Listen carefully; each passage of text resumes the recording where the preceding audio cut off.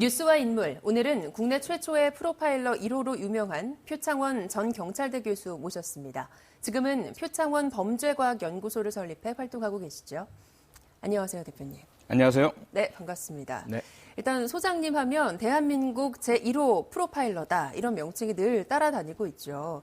프로파일러가 무엇이고 또 지금 운영하고 계신 범죄과학연구소는 어떤 역할을 하는 곳인지 간단하게 설명 좀 부탁드립니다. 네, 우선 프로파일러는 프로파일링을 하는 사람이고요. 네. 프로파일링은 범죄 현장에서 남겨진 범인의 흔적, 그리고 피해자의 특성, 그리고 범행 방법의 특성, 이런 것들을 종합적으로 분석을 해서 어떤 특성을 가진 사람이 행한 범죄인지를 분석한 보고서를 제출하는 것. 이것이 프로파일러의 역할입니다. 네. 지금 제가 설립해서 운영하고 있는 범죄과학연구소는 이런 프로파일링을 포함해서 범죄수사기법, 또 범죄 예방기법, 이런 부분들을 교육하고 또 분석 결과를 수사기관이나 로펌, 변호사 등에게 제공하고 있기도 하고요.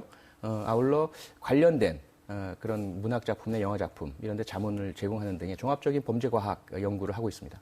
이런 활동을 통해서 다양한 경험을 가지고 계시고 또 경찰로서도 또 임무를 수행한 적이 있으시니까 최근의 현안에 대해서도 몇 가지 좀 여쭤보도록 하겠습니다.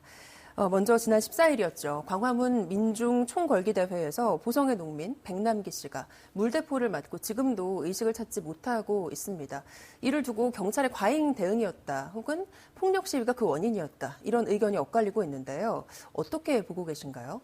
우선 원인에 대한 다툼을 떠나서 지금 그 중한, 그 위중한 상태에 빠져 있는 백남기 씨의 쾌유를 다 같이 비는 것이 순서라고 생각이 됩니다. 네. 그런데 그러한 어떤 부상 입은 분의 쾌유보다는 자기 편, 자신의 어떤 입장에 대한 주장만을 내세우고 있는 모습이라서 상당히 좀 안타까운 부분이고요. 우선 집회 시위는 당연히 평화적일 때 가장 효과를 발휘하고요. 치안, 경찰의 졸린 목적은 국민의 생명과 재산을 보호하는 것이죠. 그러다 보니까 아무래도 지난 14일 시위 과정은 시위대에서 사용됐던 일부의 그 과격한 행동도 문제가 될 수 있겠지만, 마찬가지로 경찰은 좀 더 전문적인 집단이고 조직적인 집단이고 국가의 예산이 투입돼서 많은 장비와 인원들을 활용하고 있는 곳이다 보니까 그러한 변수, 연로하신 시민분께서 다치는 상황들은 막았어야만 하는 것이 맞죠. 이제 다른 이슈를 짚어보겠습니다. 최근에 해남 지원에서 아버지 살해범으로 무기징역을 살고 있는 김신혜 씨에게 법원에서 최초로 이 복역 중인 재소자 재심 결정을 내렸는데요. 무죄까지 인정할 수는 없겠지만 그래도 그 심사 과정에서 여러 가지 문제가 있었다는 점을 들고 있지 않습니까? 이번 사건은 어떻게 보고 계신가요? 김신혜 씨 사건은 처음 발생 단계부터 상당히 주의 깊게 살펴봤었던 사건이고요. 많은 논란의 여지가 있었죠. 특히 이번 법원의 재심 결정은 대단히 용기 있는 결정이다라고 저는 환영을 합니다. 그리고 대단히 의미가 있죠. 우선 그동안 과거 시국 사건이라든지 정치적 의미가 있는 사건에 대해서 재심 결정이 내려지고 다시 무죄 선고가 내려진 건들은 여러 건 있었습니다. 네. 하지만 일반 형사 사건에 대해서, 그것도 현재 복역 중인 그런 수용인에 대해서 재심 결정이 내려진 것은 처음이죠. 거기에다가 그 재판부가 그동안의 재심 결정은 뭐냐면 아예 처음 판결이 잘못되었었다, 무죄라는 심정을 가지고 있으면서 재심 결정을 내렸었고요. 그래서 그 결과를 거의 예측할 수가 있었죠. 네. 무죄 판결이 내려질 것이다. 그런데 이번에는 다르다라는 것을 법원이 분명히 밝혔습니다. 그 당시에 판결 자체가 잘못되었다라기보다는 그 당시에 수사 과정에 적법하지 않은 위법한 수사 기법, 증거 수집 절차들이 활용되었음이 확인되었다.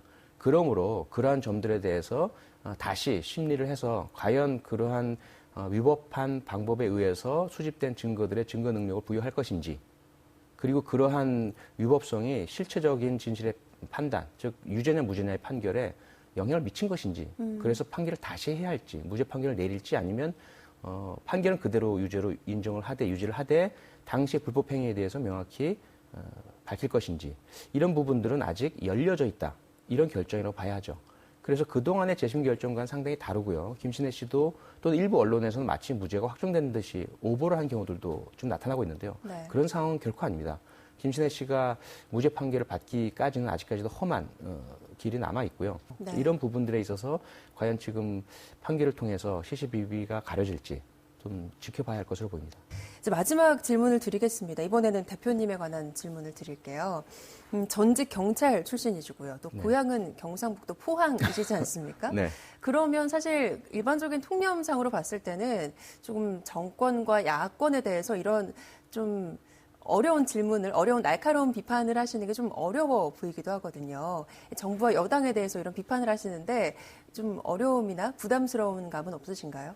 있죠. 당연히 있죠. 네. 특히 정권과 또는 뭐 정부 혹은 뭐 대통령 이런 분들이나 세력에 대해서 비판을 하게 되면 그 자체로 보시지 않으시고 좀 더 확장해서 그와 함께 있는 경찰에 대한 비판으로도 받아들이시고 저보고 이제 배신했다, 변절했다.